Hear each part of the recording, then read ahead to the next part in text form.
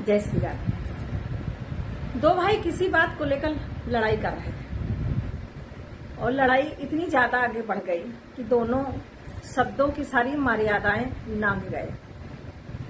पिता जो बुजुर्ग थे बैठे दोनों बेटों की बातें सुन रहे थे और उनको ये एहसास हो गया था कि अब ये दोनों भाई सारी सीमाएं नांग चुके हैं,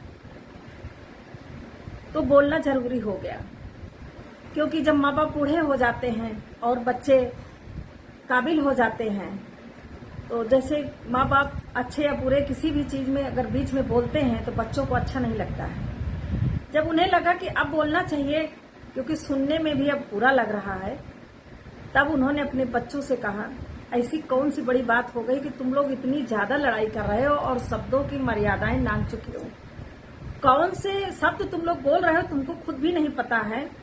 एक दूसरे को कितना गिरा रहे हो और बड़े छोटे का लिहाज भूल गए हो। दोनों बेटों ने अपनी अपनी बात बताई। पिता ने उन दोनों को अपने पास बैठाया और बोला, 2 कील एक लकड़ी का पाटा लेके आए, 2 कील लेके आए। अपने बेटों से कहा, इसको इस पाटे में ठोक दो। बड़े बेटे ने उस पाटे पे ठोक दिया। बेटे ने कहा, पिताजी मैंने इस पे कील ठोक दिया। पिताजी ने कहा, इसको वापस निकालो। वापस निकालने लगे, वो निकल नहीं रहा था। छोटे बेटे से बोला कि तुम निकालो। वो भी कोशिश किया, नहीं निकला। पिताजी ने उसको दोनों अपने बेटों को समझाया कि जो तुम लोग सुबह से लड़ रहे हो, जो शब्दों की बौछार कर रहे हो, इसी कील की तरह एक दूसरे के दिल में शब्द गढ़ रहे हैं। कल के दोनों भाइयों में प्यार भी हो जाएगा, बातचीत भी करोगे, लेकिन ये दर्द आपको हमेशा याद दिलाता रहेगा कि दोनों ने एक दूसरे को कितना अशब्द बोले थे।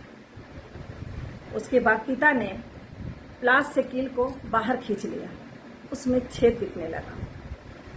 पिता ने समझाया कि तुम लोगों के शब्द जो हैं इसी खोल की तरह हो गए। चाहे जितने अच्छे बन जाओगे, लेकिन जो ये होल बन जाते हैं, ये जो शब्दों के बाण जो लगे हुए हैं, जिनसे ये घाव हुआ है, ये घाव कभी नहीं भरेगा। ये घाव हमेशा तुम्हें एहसास दिलाता रहेगा कि तुम दोनों ने एक दूसरे को कितना नीचे दिखाया है और नीचे कितना गिराया है। दोनों बच्चों को बातें पिता की समझ में आने लगी। ये सच है कि जब लड़ाई होती है तो एक दूसरे को कितना गलत बोल दिया जाता है कि उस समय लोगों को कुछ याद नहीं रहता। बाद में याद करते हैं कि उन्होंने मेरे को ये गलत कहा था, उन्होंने मेरे को वो गलत कहा था। लेकिन कहते हैं ना कि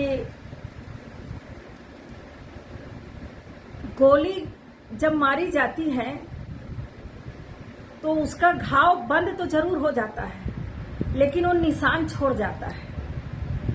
इसी तरह हमारी बोली होती है, हमारी वाणी है।